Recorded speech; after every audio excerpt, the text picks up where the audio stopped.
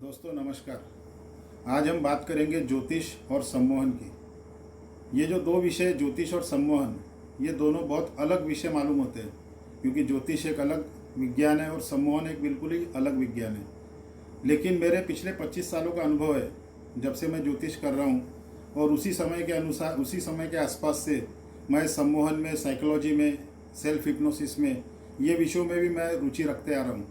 तो मेरा अपना एक अनुभव है कि अगर कोई व्यक्ति सम्मोहन का, सेल्फ हिप्नोसिस का यूज़ करे और ज्योतिष का यूज़ करे तो उसको काफ़ी अच्छे रिजल्ट्स मिल सकते, काफ़ी पॉजिटिव रिजल्ट्स मिल सकते, और अपने तकलीफ़ के समय में वो बहुत आसानी से उसमें से निजात पा सकता है। सबसे पहले अपन ये देखेंगे कि ज्योतिष से हम क्या क्या जान सकते हैं। तो अगर हम देखेंगे तो हम किसी भी व्यक्ति की कुंडली में ज्योतिष से ये जान सकते हैं कि उसकी स्ट्रेंथ क्या है, वीकनेस क्या है, उसकी ताकत क्या है, उसकी कमजोरी क्या है।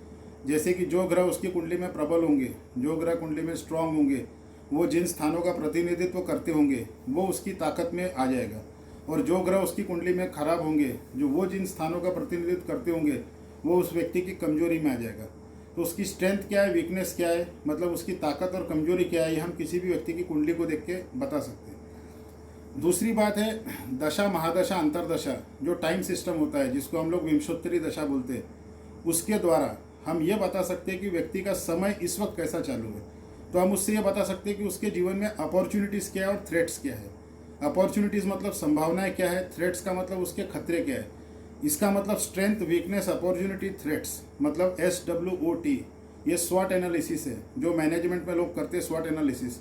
हम इसके द्वारा ये जान सकते हैं कि व्यक्ति की ताकत, उसकी कमजोरी, उसकी संभावनाएं और उसके खतरे क्या है किसी भी समय में। दशा सिस्टम जो होता है, विंशोत्तरी दशा सिस्टम, ये टोटल 120 साल के लिए होता है। अब 120 साल की आयु जनरली लोगों की नहीं होती, तो अगर कोई 90 साल की भी आयु है तो 30 साल की दशा उसके जीवन में कभी नहीं आएंगी, और बाकी 90 साल में उन किन किन ग्रहों की दशाओं से कब कब पास हो रहा है, उसके बचपन में कौन सी दशा है, जवानी में कौन सी दशा है, बुढ़ापे में कौन सी दशाएँ चल रही, उसके अनुसार उसके जीवन में घटनाएँ घटती हैं। और जैसे महादशा होती है, मान लो कोई महादशा 18 साल की होती है राहु की, गुरु की महादशा 16 साल की होती है, तो छोटी महादशा है जैसे सूर्य की महादशा 6 साल की होती है, मंगल की महादशा 7 साल की होती है। तो ये जो महादशा के पीरियड होते हैं, ये हर महादशा के पीरियड में अंतरदशाएं होती है। तो कुछ सालों की महादशाएं होती है, फिर कुछ उसके अंदर में कम सालों की अंतरदशाएं होती है, और अंतरदशा में फिर प्रत्यंतर दशा होती है जो कुछ महीनों की हो सकती है।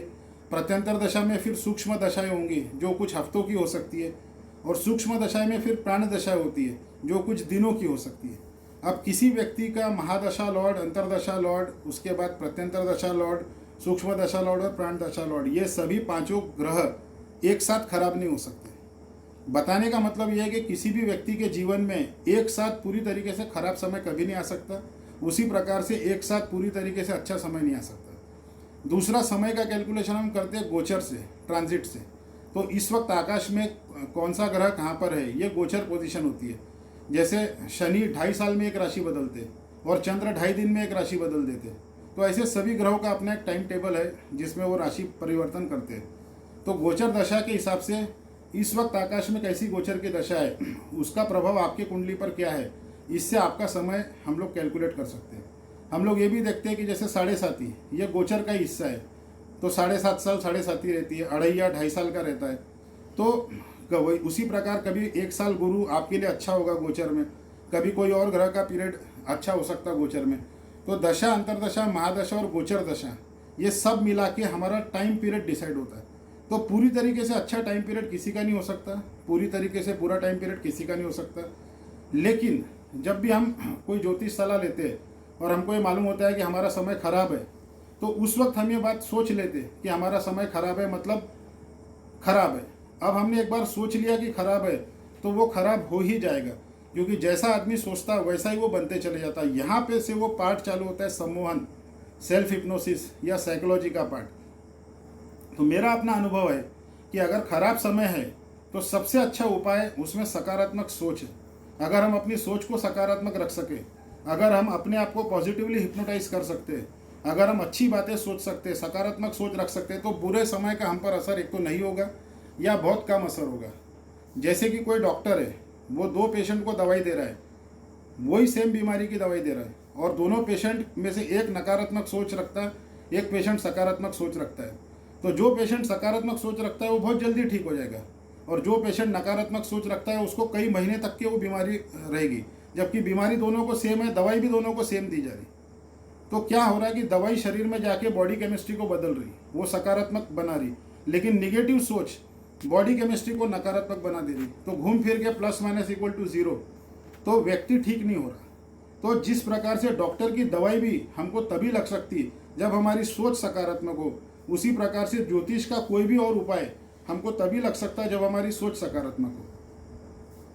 तो सकारात्मक सोच का होना और केवल सकारात्मक सोच का होना, ये अपने आप में एक बहुत इफेक्टिव और कारगर उपाय हो सकता है। जैसे फ्रेंच साइकोलॉजिस्ट थे एमिली को, उन्होंने अपनी पूरी ज़िंदगी बहुत सारे लोगों को ठीक किया, और उनका एक मंत्र था, every day in every way I am getting better and better. ये हर रोज़ रात में सोते वक्त बोलना है कि मैं हर रोज़ हर वक्त हर चीज़ में बेहतर और बेहतर होते जा रहा हूँ। ऐसा वो पेशेंट्स को रोज़ रात में सोते वक्त बोलने के लिए बोलते थे, और ऐसा कुछ दिनों तक होने के बाद, कुछ महीनों तक होने के बाद में वो पेशेंट ठीक हो जाते थे। तो पेशेंट कैसे ठीक हो जाते थे? ये है सेल्फ हिप्नोसिस। तो सेल्फ हिप्नोसिस करने का ये एक तरीका है, लेकिन क्या हम लोग खुद को हिप्नोटाइज करते हैं? तो उसका उत्तर है हाँ। हम लोग रोज़ दिन भर हमेशा जो भी चीज़ सोचते हैं जाने अनजाने में, और वही चीज़ हम बार बार सोचते रिपीट करते चले जाते हैं, तो हम खुद को हिप्नोटाइज करते चले जाते हैं। और जब हमको कोई बता देता कि हमारा समय खराब है और हम वो चीज़ को बार बार सोचते हैं, तो हम खराब समय अपने दिमाग में, हमारे अचेतन मन में वो बात गहरे में बैठ जाती है कि हमारा समय खराब है। तो वो जो सोचना है, वो सोचना ही हमको सब नकारात्मक अनुभव की तरफ लेके चले जाता है। हो सकता है हमारे जीवन में कुछ घटनाएं निगेटिव हो रही हो, वो घटनाएं निगेटिव हो रही इसलिए हम सोचने लग गए कि समय खराब है। लेकिन दोस्तों, जैसा मैंने बताया, समय पूरी तरीके से खराब हमेशा कभी नहीं रह सकता, उसी तरीके से पूरी तरीके से अच्छा भी नहीं रहता।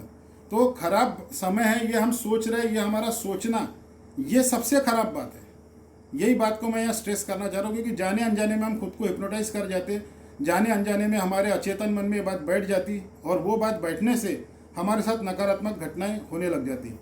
ऐसे कई उदाहरण है दोस्तों साइकोलॉजी में। जैसे हाथी को पहले चेन से बांधा जाता है, एक खूंटे के साथ में, और हाथी उस चेन को तोड़ने की कोशिश करता है और तोड़ नहीं पाता। कुछ समय बाद हाथी को लगता है कि अपन चेन को तोड़ नहीं सकते। बाद में हाथी को सादे सिंपल रस्सी से बांधा जाता, तो हाथी उस रस्सी को तोड़ने का प्रयास भी नहीं करता, क्योंकि उसके दिमाग में ये बात बैठ जाती कि अपन ये बंधन को तोड़ नहीं सकते। वैसा ही नकारात्मक सोच से होता है। जब हम निगेटिव सोचते, उसके बाद जब हमारा समय ठीक भी होता, तो भी हम वो निगेटिव सोच के असर में रहते। कोई बताता कि आपकी 7.5 है तो 7.5 साल खराब रहेंगे, ऐसा बिल्कुल नहीं होता।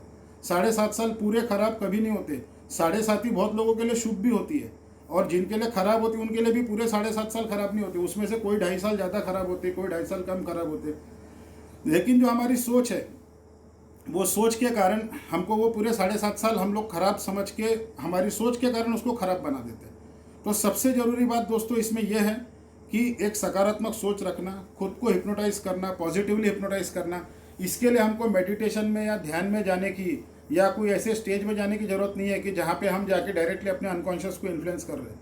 हम अपने अनकॉन्शियस माइंड को वैसे भी रोज़ इन्फ्लुएंस करते हैं। जो चीज़ हम बार बार सोचते वो हमारे अचेतन में वैसी भी चली जाती। तो हमको कोई स्पेशल टेक्निक करने की ज़रूरत नहीं है, सिर्फ हमको पॉजिटिव सोच रखना है, और पॉजिटिव सोच रख के नकारात्मक समय के प्रभाव को पूरी तरीके से या तो ख़त्म कर देना है या उसको बहुत कम कर देना है। और ये उपाय मेरे हिसाब से ज्योतिष के जितने भी उपाय हैं उनमें सब उपाय एक तरफ, और इस उपाय को मैं एक तरफ रखता हूँ।